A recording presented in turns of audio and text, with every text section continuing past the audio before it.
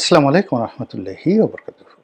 সম্মানিত দর্শক, ডাকসু ভিপি জনাব সাদিক কায়েমের একটি বক্তব্য নিয়ে সামাজিক মাধ্যমে রীতিমতো তোলপাড় চলছে।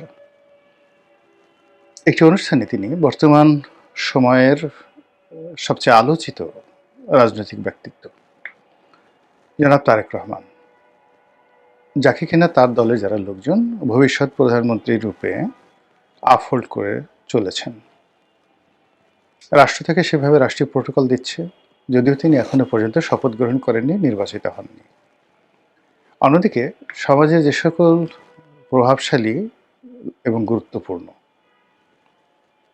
এবং যাদেরকে বলা হয় বিভিন্ন সময় কিং মেকার, সেই সকল মহল গোপনে প্রকাশ্যে নানা রকম তৎপরতা চালিয়ে যখন তারেক রহমান সাহেবকে একেবারে একজন সফল ত্রাণকর্তা, একজন সফল প্রধানমন্ত্রী এবং দেশের রক্ষাকর্তা হিসেবে অভিহিত করে চলেছেন, ঠিক সেই সময়টিতে দেশের সবচেয়ে গর্বিত প্রতিষ্ঠান এবং প্রাচ্যের অক্সফোর্ড হিসেবে প্রতিষ্ঠিত ঢাকা বিশ্ববিদ্যালয় এবং সেই ঢাকা বিশ্ববিদ্যালয় ছাত্র সংসদের যিনি ভিপি ভাইস প্রেসিডেন্ট জনাব সাদিক কাইয়ুম, তিনি জনাব তারেক রহমান সাহেবকে উদ্দেশ্য করে একটি বক্তব্য দিয়েছেন, কঠোর হুঁশিয়ারি।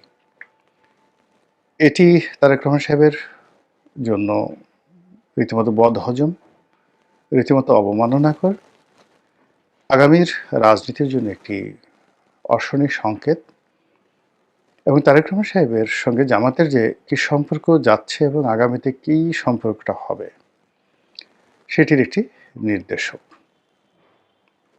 জনাব সাদিক কায়েম যে কথাটি বলেছেন সেটি বলেছেন যে তারেক রহমান সাহেবকে রীতিমতো তিনি লাথি দিয়ে দেশ থেকে বের করে দেবেন, যেভাবে তিনি বা তার যারা সহযোগী তারা শেখ হাসিনাকে লাথি দিয়ে, মানে উনি আসলে কি শব্দটা লাথি, লয়কার লাথ হয়, সেগারেথি লাথি না, লাথি। আমরা সাধারণত রাগ হলে, খুব জোরে রাগ হলে লাথি শব্দটি ব্যবহার করি, আর একটু যখন স্বাভাবিক অবস্থায় থাকি তখন প্রমিত বাংলায় লয়কার লাথ হরিষ্কার্থী লাথি শব্দটি ব্যবহার করি। তো জনাব সাদিক কায়েম সাহেবের বক্তব্যটা আমি একবারই শুনেছি, এই কারণে আসলে আমি লাথি বা লাথি, মানে তিনি কি রাগ হয়ে বলেছেন না মাথা ঠান্ডা করে বলেছেন সেটি বুঝতে পারিনি। তবে তাকে নিয়ে যে আলাপ আলোচনা হচ্ছে, সেই আলাপ আলোচনায় হয়তো আমাদের যে মধ্যে যারা কন্টেন্ট ক্রিয়েটর তারা ঠিক ওই তার মেজাজ গরম বা তার মেজাজ শান্ত, তিনি ধীর স্থিরভাবে বলেছেন, ওই বিষয়টি হয়তো ওভাবে লক্ষ্য করেনি। কিন্তু এই অনুষ্ঠানটি করতে গিয়ে আমার হঠাৎ করে মনে হলো যে একই শব্দ যদি আপনি রাগ হয়ে উচ্চারণ করেন তো সেটার মধ্যে এক ধরনের মিনিং থাকে, আর যদি আপনি ধীরে সুস্থে শান্তভাবে একটি শব্দ উচ্চারণ করেন সেটার একটা সুদূর প্রসারী লক্ষ্য থাকে। এই যে মনস্তাত্ত্বিক বিষয়, সেই মনস্তাত্ত্বিক বিষয় নিয়ে আলোচনা করা প্রয়োজন। এনিওয়ে, তো এখন এখানে একটা বিষয় হলো যে সাদিক কাইয়ুম কে?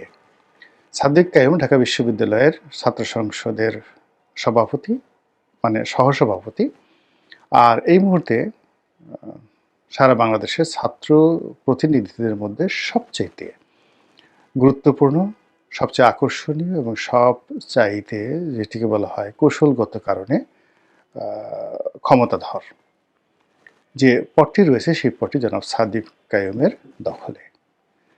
তিনি কে? তিনি বাংলাদেশ ইসলামী ছাত্র শিবিরের প্রভাবশালী নেতা এবং ইসলামী ছাত্র শিবির এবং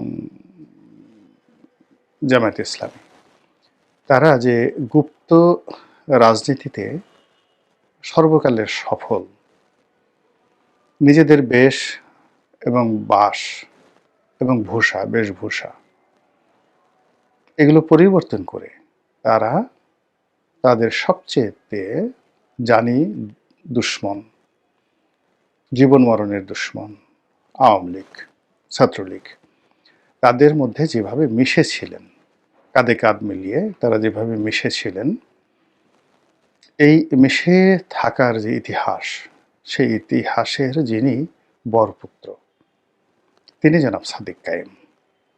এবং তিনি ঢাকা বিশ্ববিদ্যালয়ের মতো জায়গাতে, অর্থাৎ 1971 সনের মহান মুক্তিযুদ্ধের সময়টিতে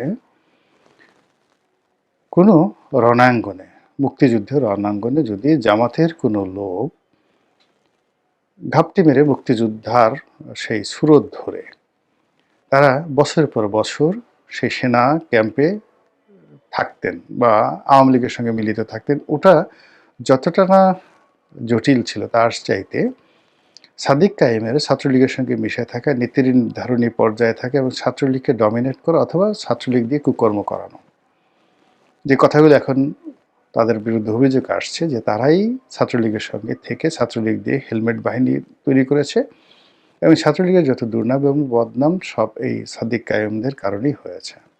এই কথাটি রীতিমতো সিলসাপ্পর মারা হয়ে যায়।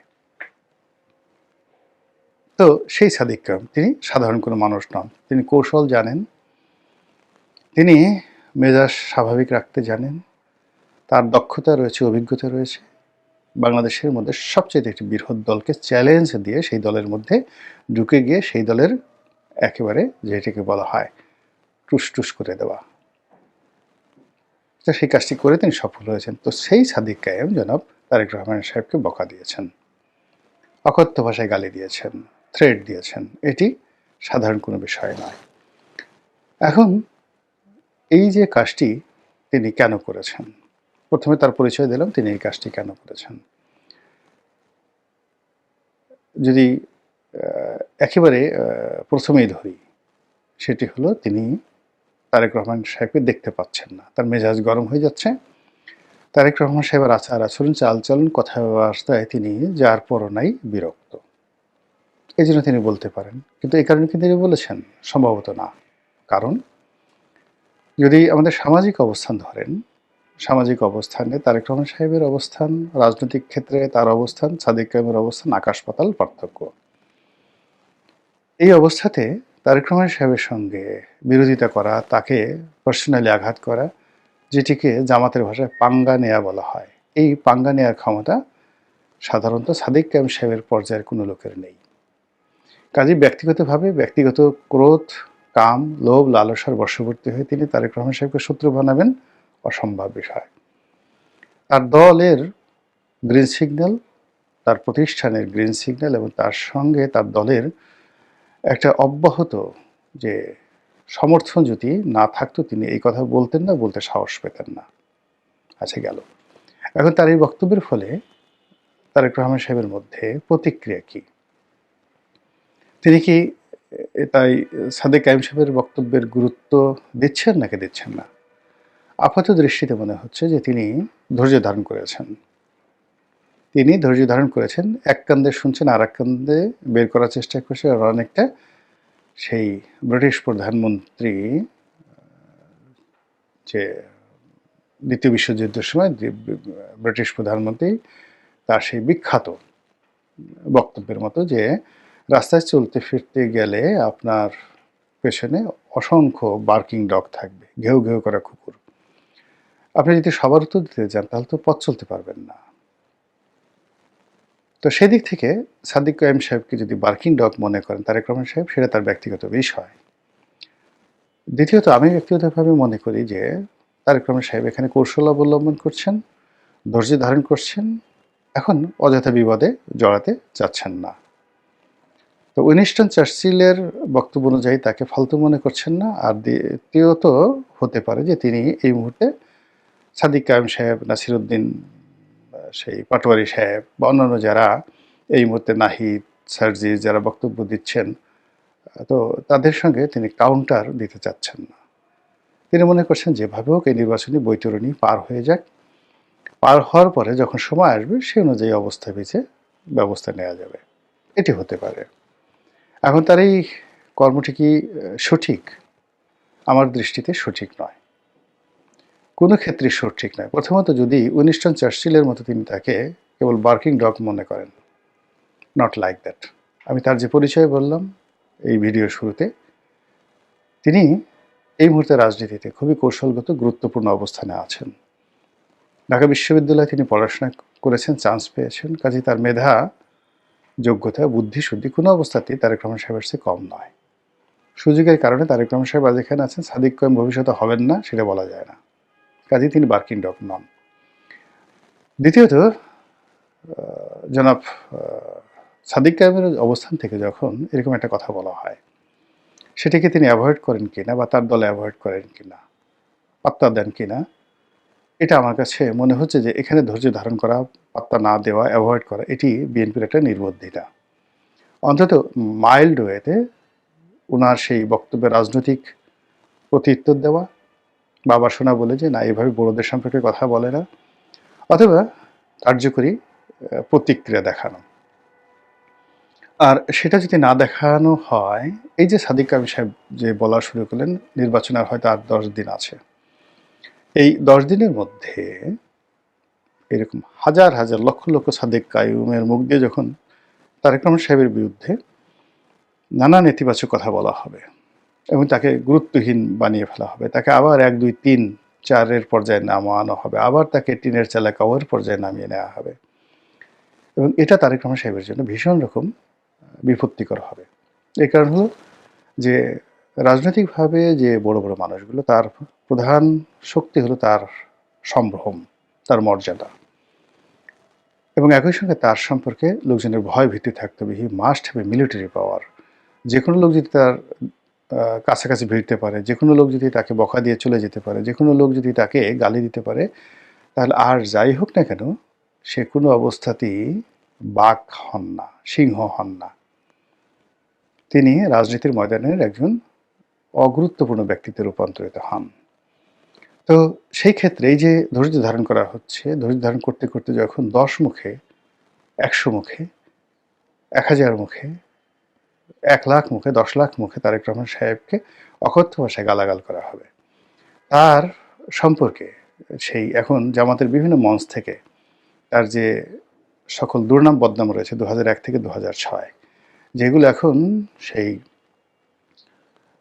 বিএনপির বিভিন্ন যে সকল নেতা রয়েছেন যারা জামাতে যোগদান করেছেন, তারপর বিএনপির যে সকল সহযোগী প্রতিষ্ঠান ছিলেন, রাজনৈতিক সহযোগিতা প্রতিষ্ঠান ছিলেন, তাদের নেতারা যোগদান করেছেন, তাদের অনেকে অসাধারণ বক্তব্য দিতে পারেন।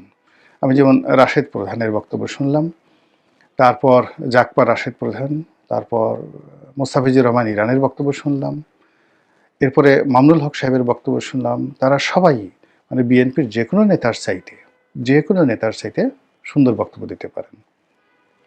তো তারা যেহেতু জামাতের একটা প্ল্যাটফর্ম পেয়ে গেছেন, অডিয়েন্স পেয়ে গেছেন, তো তাদের সেই বক্তব্য দেওয়ার যে ক্ষমতা, এটি যদি বিএনপির পরিবর্তে ইন পার্সন তারেক রহমান সাহেবকে হিট করে বলা হয়, মুড়ির মতো এটা চলতে থাকবে জামাতের মধ্যে। এবং রাশেদ প্রধান যেভাবে তারেক রহমান সাহেবের পালিয়ে যাওয়া, লন্ডনে থাকা, তারপর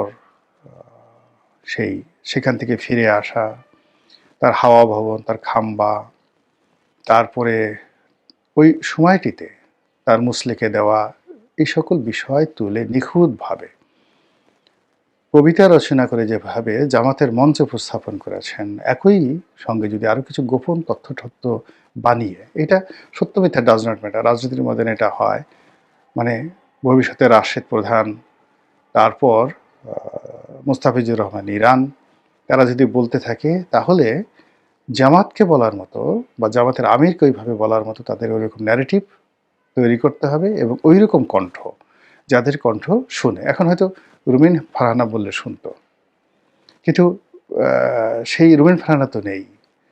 তারা নুরুকে, ববি হাজ্জাজ বা পার্থকে এনেছে। এখন পার্থকে দিয়ে তো ওই কথা তারা বলাতে পারবে না, বা বলাতে পারলেও পার্থর কথা এভাবে কেউ এখন শুনবে না। অডিয়েন্স তাদের যার নিয়ে ইয়ানফসি হিসেবে ব্যস্ত। তারেক রহমান সাহেবের মঞ্চে যদি সেই যেটা রাশেদ প্রধান বলছে ওইরকম কোনো বক্তা হাজির করানো হয়, তাহলে আর তারেক রহমান সাহেবের যে ইমেজটা বিএনপি তৈরি করতে চাচ্ছে সেটা থাকবে না। আর অন্যদিকে তারেক রহমান সাহেব ছাড়া অন্য কোনো নেতা যদি মঞ্চ সাজায়, সেই মঞ্চে এখন 10,000 লোকও যাবে না।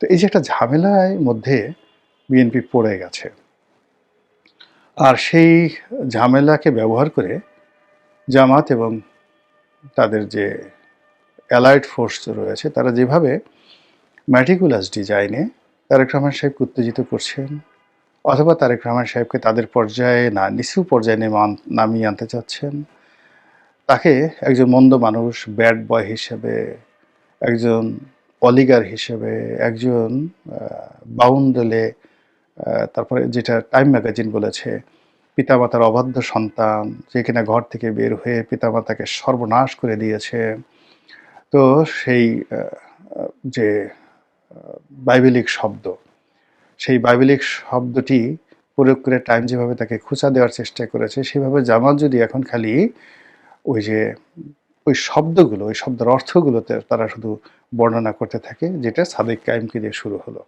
তাহলে বিএনপি সেটা কিভাবে মোকাবেলা করবে সেটাই দেখার বিষয়। মহান আল্লাহ আমাদের সবাইকে হেদায়েত দান করুন, হেফাজত করুন। আসসালামু আলাইকুম রহমতুল্লাহি ওয়া বারাকাতুহু।